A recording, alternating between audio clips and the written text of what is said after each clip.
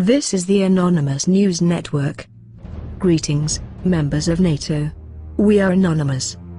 In a recent publication, you have singled out Anonymous as a threat to government and the people. You have also alleged that secrecy is a necessary evil, and that transparency is not always the right way forward.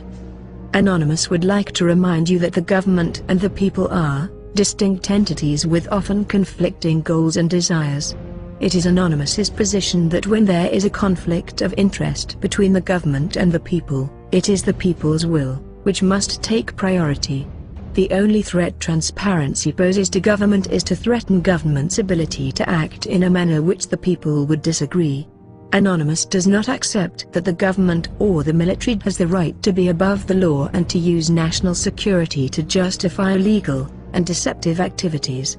Dishonesty and secrecy totally undermine the concept of self-rule. How can the people judge for whom to vote, unless they are fully aware of what policies said politicians are actually pursuing?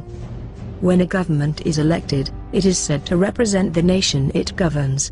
This essentially means that the actions of a government are not the actions of the people in government, but are actions taken on behalf of every citizen in that country.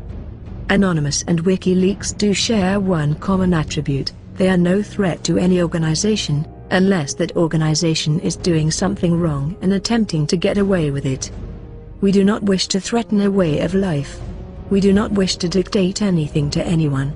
We do not wish to terrorize any nation. We merely wish to remove power from vested interests and return it to the people, who, in a democracy, it should never have been removed from, in the first place. The government enforces the law. This does not give them the right to break it.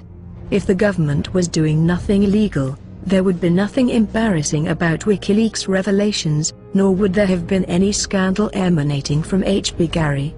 The resulting scandals were not a result of Anonymous or WikiLeaks revelations, they were the result of the content released.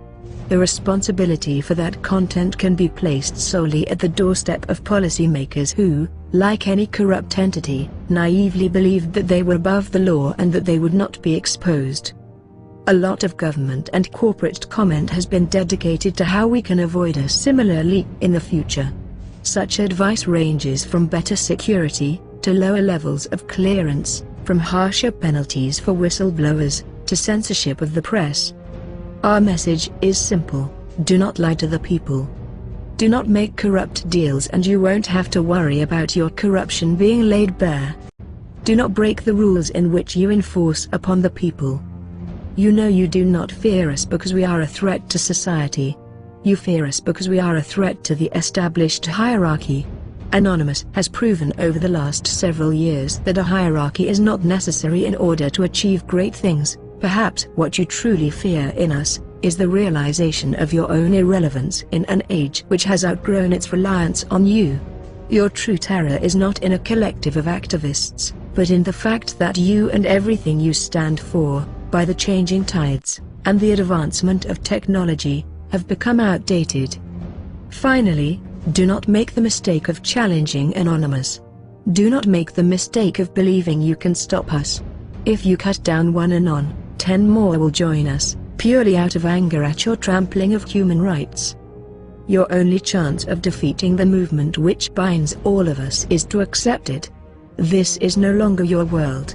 It is our world, the people's world. We are Anonymous. We are Legion. We do not forgive. We do not forget. Expect us.